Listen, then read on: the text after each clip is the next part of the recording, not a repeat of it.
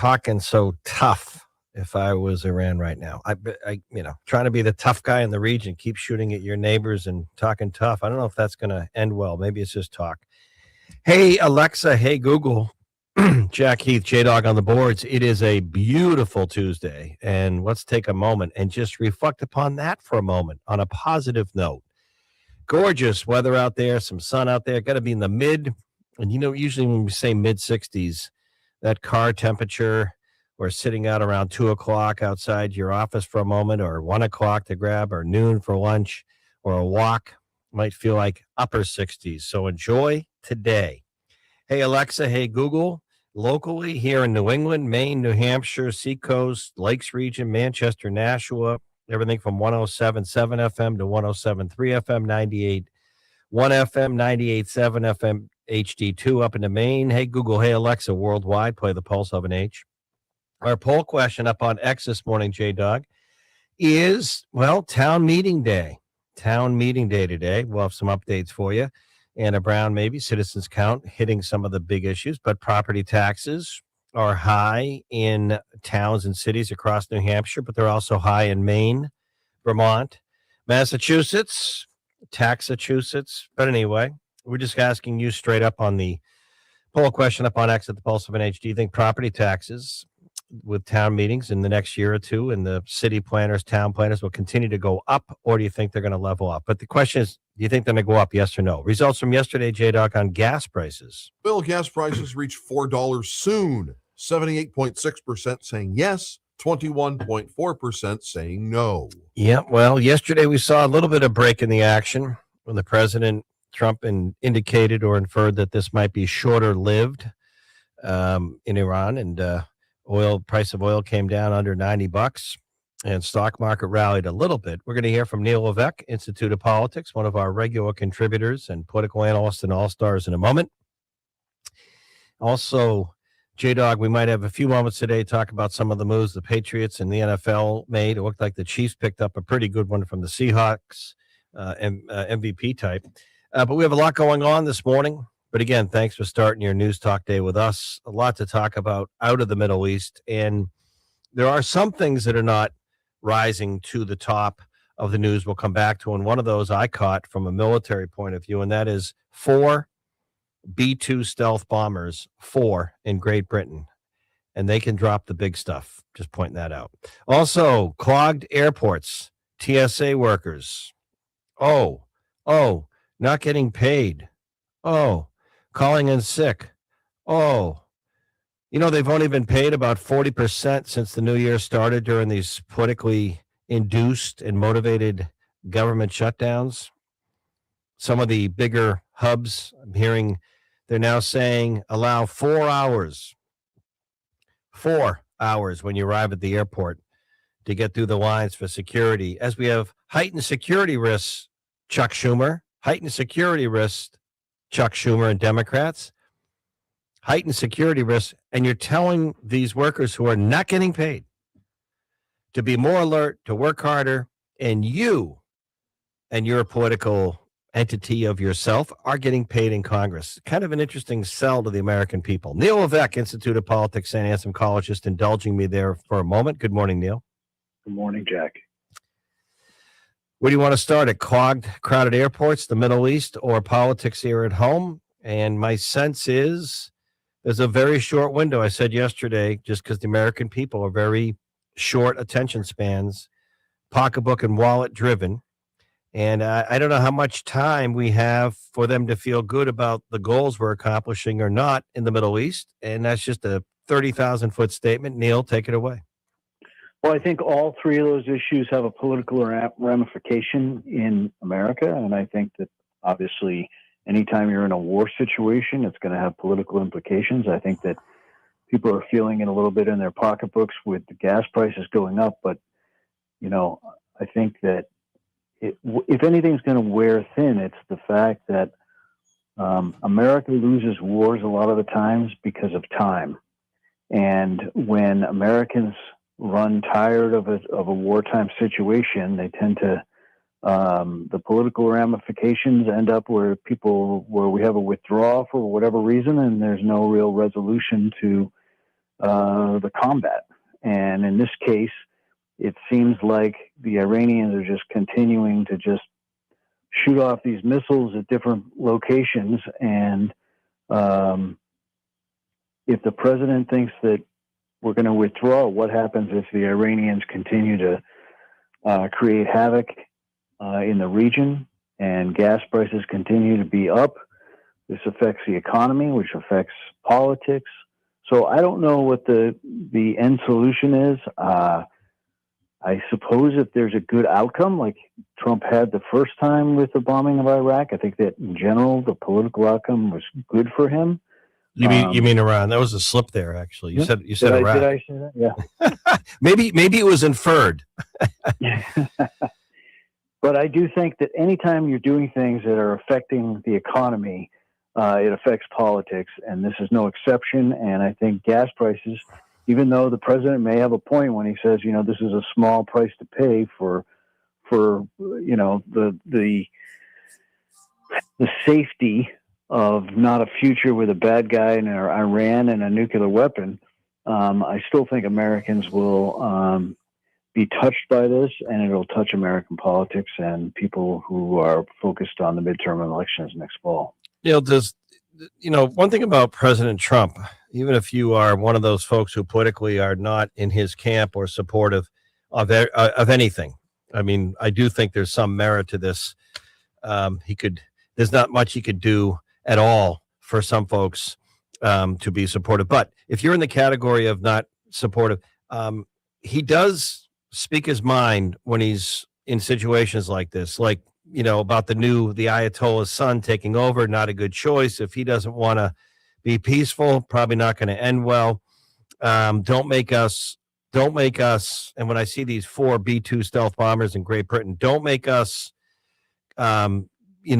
drop a bomb that might set you back as a nation forever, that kind of thing. But I guess my question is, does the president at some point, for members of Congress, and maybe the Gang of 8 have already been briefed, does the president at some point, once he says we've accomplished, if we do, our goals of making sure they can't strike neighbors or Israel or anyone from as a terrorist point of view with missiles or drones, or ever get a nuclear bomb, and we accomplished our goal, or blow up the Strait of Hormuz? If we can show that and say that, do we ever have to go back and say, this is why we attacked Tehran and Iran on that Saturday morning? This is the evidence we have, and show the American people, since we've already done the attack and the Ayatollah and taken out done all we. Does he ever have to show that, to show the American people how close they were, or do we just take the word for it? I think there's going to be an autopsy on this, no matter what, and it'll be very comprehensive. I think there's 2 differences with the current situation than we've had in the past. The first is that in other large military actions, we've had a long run-up where a lot of Americans have sort of digested the fact that we have to do this right now. Gulf War, for example. The second instance is, I think in many situations, Americans give the president a little bit of leeway that he's doing the right thing and being honest with us about the fact that he's protecting us, and maybe he knows things we don't know. Mm-hmm. There's a little bit of that right now, but I think generally when it comes to Trump, he's so divisive that he doesn't have necessarily the leeway there that other presidents have had.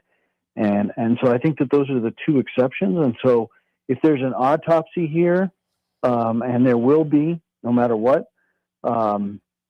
maybe the president turns out that he was doing something that he had to do and he couldn't talk about it, and they needed to do it immediately, and that's why there wasn't the run-up. But that remains to be seen.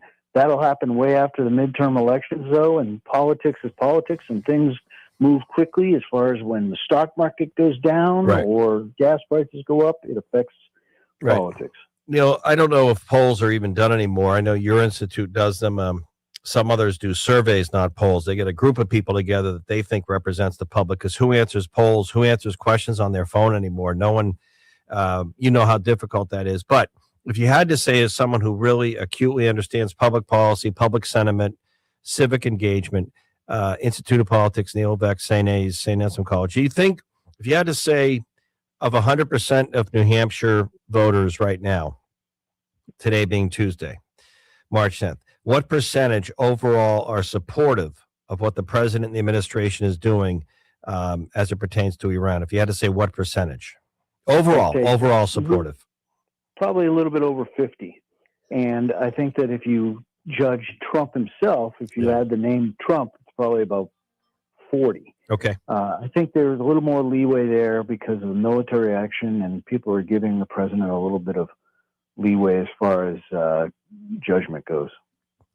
All right. Hey, we just have a text from Governor Chris Sununu, former governor, is now head of the CEO of the American Airlines JDOG. He must be listening in. He's wants to call in about these unpaid TSA agents. So we're going to break there. Neil Vec, thank you for the time. We'll go to Mr. Sununu next on the Pulse of an Age. Sundays at 3 on the Pulse of New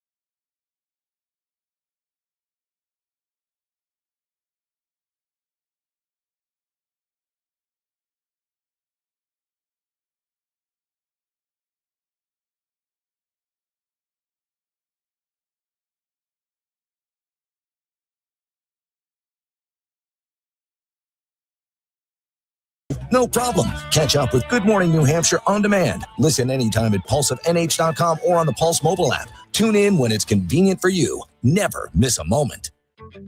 It's Good Morning New Hampshire with Jack Heath on the Pulse of New Hampshire. All right, we're awaiting former New Hampshire Governor Chris Sununu is now CEO of the I guess the public affairs lobbying group, if you will, of the American Domestic the U.S. carriers. And I think he's going to be checking with us. His concerns about these TSA agents not getting paid. And I've been talking about this for a couple weeks now. I've been talking about this.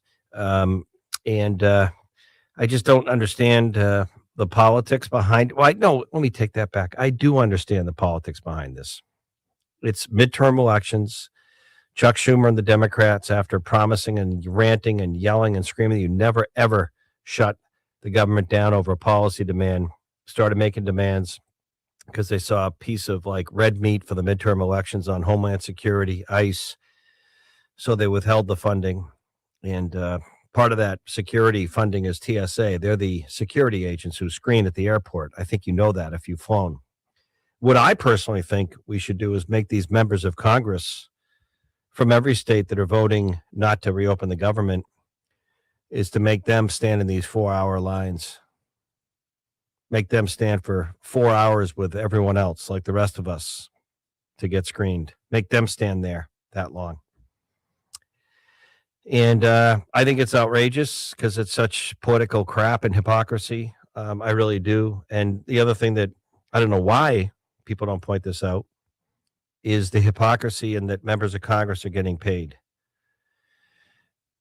And it seems to be a very dangerous thing to do. Not just morale, not just I don't want to say the word cowardly, but these TSA agents make an average about 65, if they're lucky, 70,000 a year when they're paid. Since the beginning of the year, because of the congressional gains for politics, these shutdowns, I think the TSA agents have been paid only 40% of the time. This is another week they're going without a paycheck. Oh, and what's happening? They're calling in sick. Well, let me ask you a question. Can you blame them? Can you blame? These are, by the way, this is what pisses me off and ticks me off. These are individuals. These are adults for the most part who usually have another person in their life and a mortgage to pay, a rent to pay, bills to pay, credit cards to pay. And then they got to go to work in very crowded airports, spring break on the horizon here, 3 or 4 hour waits because a lot of their colleagues called in sick. So the ones show up, they're overworked. Their morale must be terrible. They're tired because they're not getting paid. I mean, can you imagine a police force or a fire department or EMTs? Now, we do have some volunteers, but for the most part, these TSA workers are doing this for a job.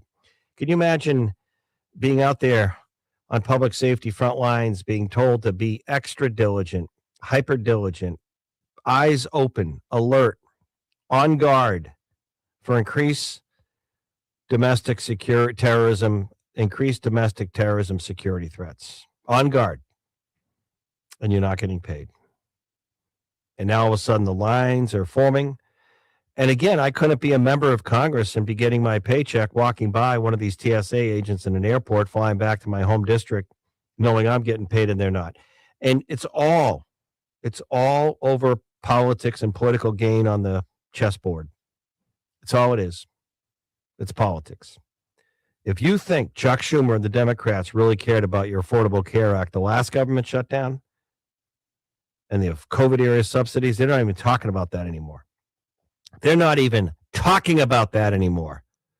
And that was the longest government shutdown. And I credited U.S. Senator Jeanne Shaheen and Maggie Hassan for breaking the juggernaut and reopening the government. And if you remember, because I said this going into Thanksgiving, once those airports started getting jammed, watch this government shutdown end. And here we go again. Why does it take crowded airports to end this? Because you know what's different this time? You know what's different? The security threat is even higher. What's going on in the Middle East? What's going on with Iran? It takes one or two terrorist-minded people to disrupt the perfectly safe airplane or airport. Last year, TSA basically confiscated almost 5,000 firearms at airports just on routine TSA screening checks. Now, that could have been people who honestly forgot that ammunition or a handgun was in their carry-on, or they were trying to sneak it through. But the point is, it takes one bad guy, one or two, to disrupt safety And I am at the point where I think this is a code red situation right now.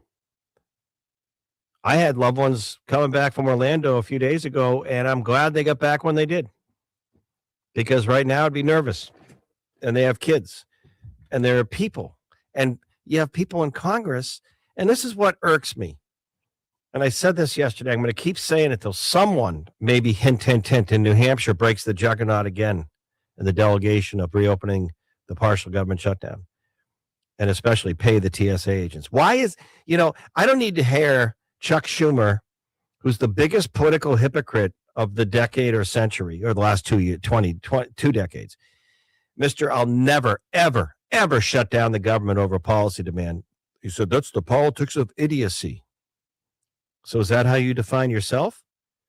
I don't need to hear him yapping that President Trump needs to release oil from the strategic reserve, the oil reserve that we have, 400, 500 billion gallons. Yeah, I talked about that yesterday, Chuck. Why don't you stop preaching on what you think the president needs to do? Why don't you lead and come forward and tell your Democrat colleagues we need to pay TSA agents today?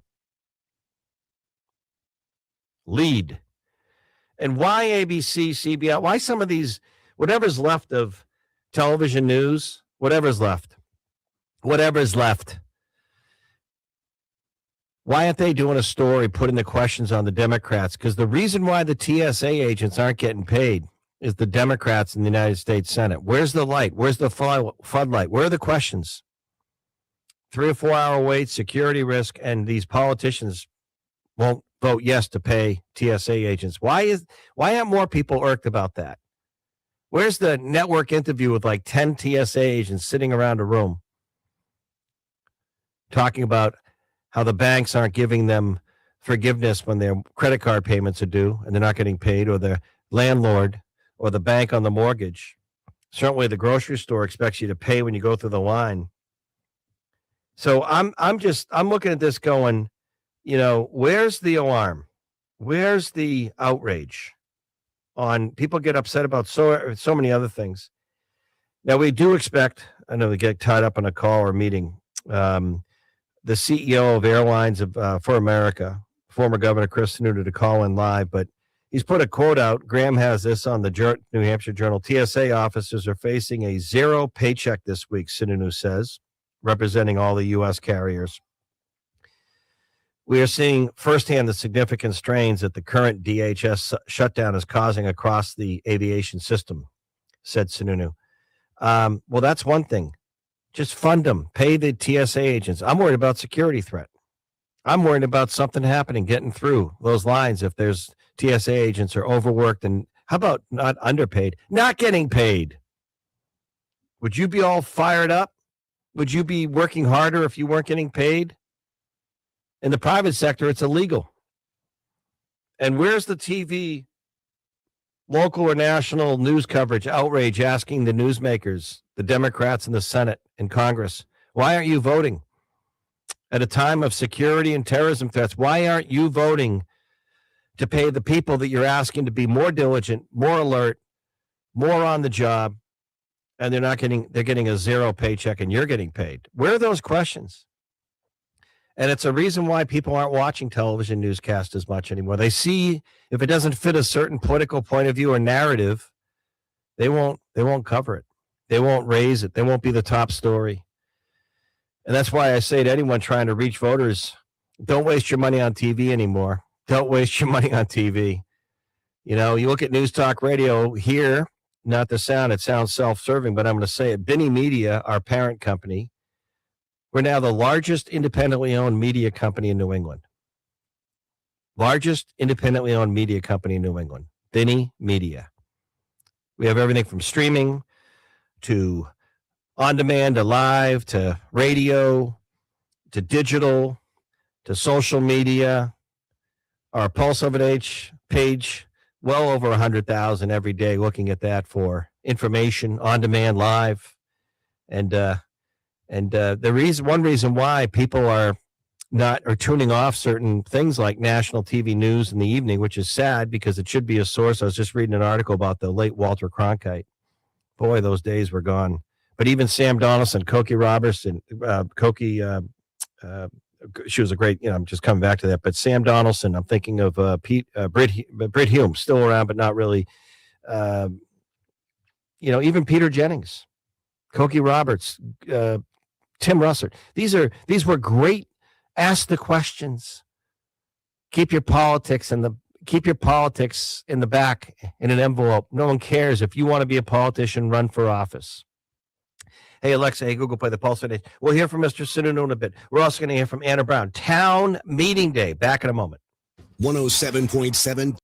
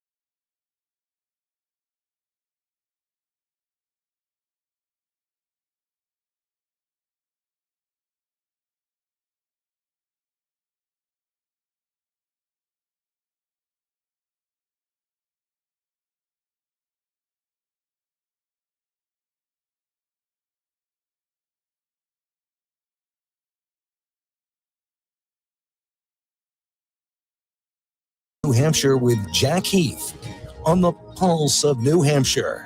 All right, busy segment coming up. Welcome back. Beautiful weather. Hey, Alexa. Hey, Google, play the Pulse of an H. Our poll question up on X at the Pulse of an H. Town meeting day. We're going to hear from Anna Brown in a moment with Citizens Count. Do you think your property taxes in general are going to come down in the next year or so? Yes or no? I don't think so, but I think they need to and they should. All right, and we'll have more on that. We're going to hear from Chris Sununu, head of the U.S. Airlines, the lobbying group in Washington on TSA agents not getting paid in 4-hour wait lines. Going to hear from John Decker, our own White House correspondent this morning. John, good morning. Good morning to you, Jack. Hope you're doing well today. I do. Why don't you lead us where we're going, because there's so much I could ask you. Well, I think the reason that there's a lot of confusion as it relates to where we're headed with Iran has a lot to do with what the president said yesterday. At one point during the day, he seemed to be saying that he's ready to wind the war down. At another point yesterday, he put out on social media that the U.S. would be attacking Iran with greater force than they've ever seen before. So a lot of confusion, the oil markets fluctuating because of that. And we'll see what happens today. What I can tell you is the president and Pete Hegseth, the Secretary of War, are not necessarily always speaking on the same page. Now, part of that might be the gamesmanship of very serious military situation in Iran, or public opinion, or rising energy prices. The president doesn't seem to want to have to, as he says, drop big ones on Iran. He doesn't like the newly selected leader because it seems to be more of the same, and that might be a problem. But I do notice, John Decker, there's 4 B-2 stealth bombers in Great Britain, and I know what they're capable of dropping in terms of those mother of all bombs, those bunker busters. Do you think that that's what's weighing on the president's mind? Does he need to do that to make sure the Strait of Hormuz isn't attacked, or neighboring countries? Is that the feeling, like he's on the fence? Yeah, I mean, I think that there are a number of competing interests that the president is focused on. One, of course, the things that you've touched upon, Jack. The president is concerned about rising oil and gas prices. How do you take care of that issue? Well, one way is to make certain that it's safe for oil tankers to pass through the Strait of Hormuz. And the other big issue for the president, why this conflict began in the first place, is because of the president's concern of Iran developing a nuclear weapon. And those two competing interests, I think, weigh on the president in terms of what the next steps will be for the United States. All right. John Decker, our own White House correspondent. Thank you. Thanks, Jack. Town meeting day. Anna Brown, Citizens Count, citizenscount.org. Touched upon some of this yesterday, but since today's the day, beautiful weather for it, by the way, gorgeous weather out there, mid to upper 60s. Anna Brown, some of the key trends that we're seeing across New Hampshire communities. Absolutely. And yes, I would say to everyone, it's March. Sometimes we have bad weather. And so you say to yourself, oh, I can't get to the polls. I can't do town meeting. Well, you do not have that excuse today. Get yourself a delicious iced coffee. Make it happen. My mom was texting the family at 5 a.m. this morning because she was up getting ready for the polls in Londonderry. Our poll workers are out there doing democracy, and you should too. And you're right. These are really the issues when you're talking about property taxes that are going to affect you most in your day-to-day life, in your household bills. If you have a mortgage, if you're a renter, you're paying property taxes through your landlord. And so it's interesting because you and I have talked over the past few years. There have been huge increases in health insurance costs, special education costs, inflation in general, and we've seen that reflected in some very contentious budget fights. Yesterday, you asked me if there were any clear trends like that or budget crises coming through, and I said, I hadn't really seen that. It's interesting. This morning, I was reading coverage in the Union Leader about Merrimack, and their schools have actually made a strategic decision to put forward a proposed budget that cuts teaching positions because they're trying to just absorb the health insurance costs without putting forward a large budget increase, since it did cause so much controversy in the past, since it did result in these other really difficult votes. So their goal is to kind of move this forward, get their contracts through as part of all this, and then, have to deal with the cuts. So I think a lot of communities are perhaps going to be having those conversations this year. Perhaps instead of looking at huge increases, they're going to be looking at, well, these are the cuts. These are the cuts that we're going to have to live with and are coming through. But community to community, it's going to be different. I think Auburn is going to be voting on a library renovation, Wyndham voting on, I think, a new track for the high school. So community by community, there are going to be these one-off projects. I will also say there's a chance in some towns that you will see votes related to open enrollment. This is an ongoing issue in New Hampshire that is also being voted on at the state level. So some towns are voting to limit how many students can come in through open enrollment or leave their public schools through open enrollment. They're trying to sort of control that variable, but there are bills moving forward at the state house that would basically annul a cap that gets voted in place this March. So that's another issue to be paying attention to at the local level and the state level. Okay, so town meeting stuff, you're right, beautiful weather, no excuses. But also I want to ask you, just at the State House, I know there's a lot of stuff happening. Today's Tuesday. Any big stuff to watch today, tomorrow? Any public hearings, any bills, anything to keep an eye on? Oh, I mean, huge votes coming in the House the next 2 days. But here's something really interesting, and I was having a conversation with some folks yesterday about this. There are so many bills they are voting on in the House tomorrow and Thursday, hundreds of bills, that there's going to be pressure actually to table a lot of these bills, which basically legislators, when they table a bill, it stops debate. So it's a way of sort of like saying to yourself, okay, we have too much to get through. We don't have time to debate this. We'll just table it. But of course, then there's a higher vote threshold as time goes by to bring those bills back forward. So I think it's possible that we're actually going to see some more controversial issues just kind of get delayed, just shoved aside, just said, not this year, we're not going to debate it this year. We're just going to table it for now. So there's always that could be happening. Also today, I will say in terms of public hearings, we do have a big one. The Charlie Act, named for Charlie Kirk, but it's actually an acronym that says Countering Hate and Revolutionary Leftist Indoctrination in Education Act. Passed the House, now in the Senate Education Committee, a very, very broad-reaching bill that limits how teachers and schools handle issues related to sexuality and gender, how they handle talking about race, communism, what have you. It's very broad-reaching. It would only impact public schools. It would not impact private schools or colleges. So that public hearing, I do expect to be spicy, and I'm not sure how that bill overall will be received in the Senate, even though it was big for House leadership. All right, good stuff. Quick check-in. Beautiful day. Weather-wise, get out town meeting and get out and vote. Thank you, Anna Brown. Thanks, Jack. Citizenscount.org. I do, I'm going to come back to this, and we expect to be hearing from Chris Sununu from representing the U.S. air carriers, airlines, and their concerns about TSA agents now not getting paid, not showing up, tired, and we are at heightened security. And, end this. This is crazy. Dangerous, too. Dangerous. Someone should point that out. It's dangerous. But, just a moment of commentary on we heard John Decker, our own White House correspondent, what President Trump and the administration may be weighing, and the war planners and the people that get that information who are in that situation room. It seems to me, based on the real shock, if you will, in just 10 short days, 11 days since this began, jet fuel prices, jet fuel, 50% increase, gasoline, we're probably, before you know it, looking it up to $4 a gallon in just 10 or 11 days. 50, now it's probably 60-cent increase when you fill up, and that's something we got to do probably a couple days a week here in New Hampshire, Maine, and New England, or certainly outside of public transportation areas. So there's a short window in terms of the American short attention span public, and it just seems to me that the one thing you don't want to do, if I was in that room, the governor's calling in a minute, Jada, is you don't want to pull out and have the new Ayatollah or the son of the Ayatollah, have them strike and blow up the Strait of Hormuz, or, fire missiles into Israel, and you got to go back and do it again, or try and enrich uranium and start boasting about nuclear ambitions. Because what did we do other than taking out a lot of targets and the command of his father? So you got to make sure that for the foreseeable future, they're not the threat that they have been. But once you can do that, I would say it's time to get out. And that's sort of the feeling of a lot of people, I think, or at least the latter. We come back. We're going to hear about the airlines.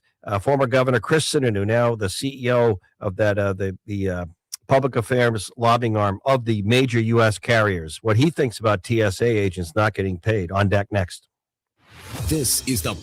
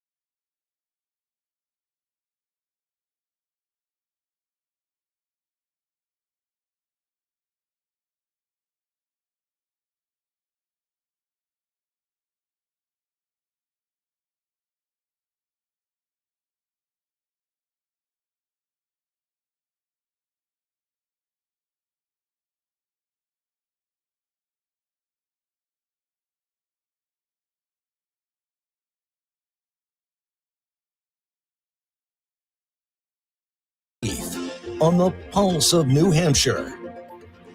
All right, we are back live, local, national, and beyond. Hey, Alexa. Hey, Google. Play the Pulse of NH worldwide. Former New Hampshire Governor Chris Sununu, CEO of the Airlines for America Group, representing the major U.S. carriers, indicating, as I've been commentating for days now, actually a couple of weeks, what are we doing? This is dangerous. TSA officers now facing no pay, 0% paycheck at a time of heightened security risk at our airports. And now we're seeing, according to the Mr. Sununu, firsthand, he says in a quote, significant strains that the current DHS shutdown is causing across the aviation system. Chris Sununu live to elaborate. Good morning. Hey, Jack. I mean, it's you've seen those photos coming out of Houston Airport this morning. It's New Orleans, Atlanta, like 3-4 hour waits. Not delays on the airplanes, just getting into the building, right? Just getting into the airports themselves. These lines are absolutely crushing. And so what's happening, people are missing the flights, they're missing their connections. It hits the economy. We're seeing business travel pull back, all of those things for something that has nothing to do with the airline. So it's incredibly frustrating. It's a huge penalty on the American public. And as people are just trying to get from point A to point B, spring break, right? The next 2 months, we're going to see, we estimate maybe a dozen days break record travel, or they should at least. Yeah. So people want to spend their money. The economy's strong. People are going. But all of this is kind of putting a real break on the system at a really inopportune time, especially when you're dealing with international security issues, heightened security, with the war going on and all that. So it's all just a big self-inflicted federal government problem, and these guys just got to get their act together. All the solutions are there, by the way. All the bills that would solve this are right there. Yeah. Just vote yes on them. That's it. Well, Kristen, and I think you know this, a TSA agent, when their mortgages due, credit card payments, if they're not getting paid, I don't think the bank gives them leeway, right? No. So the average pay of a TSA officer, $35,000. So when they took a half paycheck last week, they'll get a zero paycheck this coming week. So when you're not getting paid for 3 or 4 consecutive weeks now, they start making other decisions. They have to pay their bills. So it's very, very real. And again, they want to deal with ICE issues and all that sort of thing. Okay, fine. Just fund the TSA agents. You're forcing these guys to come to work. We need them to come to work. So they got to get paid. It's like, Jack, if you ran a business and don't pay your employees, I mean, you get shut down by the federal government, right? You get penalized. It's illegal. The only organization, right? The hypocrisy is the only organization that can get away without paying their own employees is the federal government. It's crazy. Kristen, representing the U.S. air carriers, the major ones. I want to say that the longest ever government shutdown went into Thanksgiving. We saw the clogged, crowded airports. That was one thing.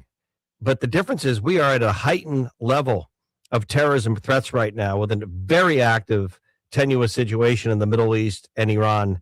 And it only takes 1 or 2 bad guys, 1 or 2 terror-minded people to get through an airport, and we know what they can do on an airplane. How dangerous is this? Not just the consumers and the TSA agents, inconvenient, but them not getting paid the 3 or 4 hour lines. But if they're calling in sick and they're overworked and we're telling them to be on hyper alert, how dangerous is this? Yeah, so the thing that a lot of folks don't realize is we have a new process called global entry, where it's folks that are pre-vetted, the safest, securest folks. You put the most security around it so folks can kind of get fast-tracked on an international level, right?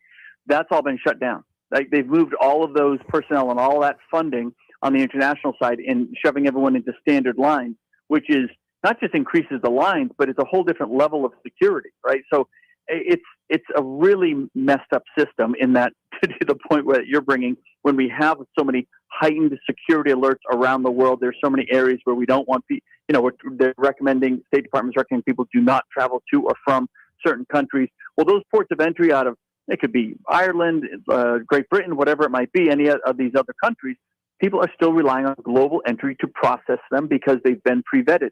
They're not using that system anymore right now. So it is a security concern. And again, it's not just, people will get delayed a few hours. People are canceling their trips. They're deciding not to spend those dollars. We have a little thing called the World Cup coming in a couple months internationally. And we've talked to Homeland Security. They are not ready because all their workers aren't getting paid, right? So they are not ready for the technology and the security implementation that has to be brought to bear to ensure that everyone coming overseas to all the different great venues across this country, they've been very blunt about that. They said, we're not where we need to be. We don't know how we're going to get there because their workers cannot get paid to come to work on the Homeland Security side to get the country safe. You know a little bit, Kristen, about politics. And let's talk about Capitol Hill, and you're down in D.C. Why don't Democrats in the federal delegation, including here from New Hampshire, New England, and Senator Schumer, move today to start funding and paying TSA agents and anyone who's on that front line of security and put the politics in the backseat? Why don't they end this today? They could. They absolutely could. And again, I'm going to be careful not to just do the one side or the other. I will say there are some bills, even brought forth by Democrats, that would fund TSA. They don't do the CBP piece, which you need on the international security side, right? It doesn't get all the way there. There was a big move, obviously, with Kristi Noem moving out. You'd think that would kind of loosen up some of the negotiations and some of the talks that these guys have to have. But, look, this is my cynicism on this whole town. All these folks in the Senate and the House, they're so removed from their constituencies, right? They're down here. They're not dealing with their own constituents who have been held back in those lines, who are dealing with it on a day-to-day basis. So that makes them, that pushes them more to the politics of a situation as opposed to the practical management reality of the job they're supposed to do. Yeah, but you can't come back to your district and talk one way and then vote down there another way. Hey, real quick, it's only a minute, Kristen, we haven't asked you. New job, head of the American Major Airlines in Washington, that town. You thought about maybe going down there and running for the Senate, but how are you liking the new job? Do you like it? What's the biggest surprise? I got to be honest. I'm surprised at how much I not just like the job, but I like this town when I'm not an elected official, right? Because I get to deal a little bit with everyone. I'm in a good part of the town. So no, I really love the job. It's engineering, it's design, it's working with these great CEOs. A huge part of America's industry on the business side. I'm very blessed. I really am, and I'm enjoying the job for sure. All right, Kristen Udo representing the airlines, and I guess real concern over unpaid TSA agents. Thank you. Thank you, brother. All right, we come back. We're going to hear from some of our regulars. Also, Alicia Preston-Xanthopoulos, Seacoast Online, latest on the Middle East. John Decker, our White House correspondent. Earlier, we'll hear from the New Hampshire Liquor Enforcement, part of the New Hampshire Liquor side of things, Chief Armaganian. Business update. Hey, Google. Hey, Alexa. Play the Pulse of an H. We have a really nice Tuesday for you, us, yours truly. Get out and enjoy it. It is going to be pretty mild, and I would even say comfortable and warm out there. Might not even need a vest or a coat. Enjoy it. Mid to upper 60s today.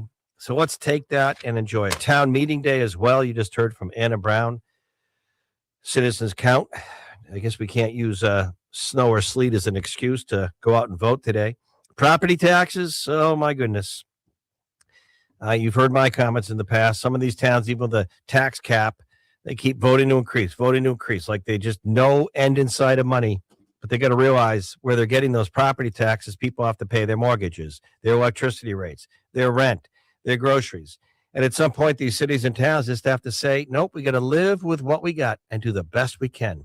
It's kind of the frugal old Yankee way. Learn how to do it again. Hey, Google, hey, Alexa, play the Pulse of an H. I got a few.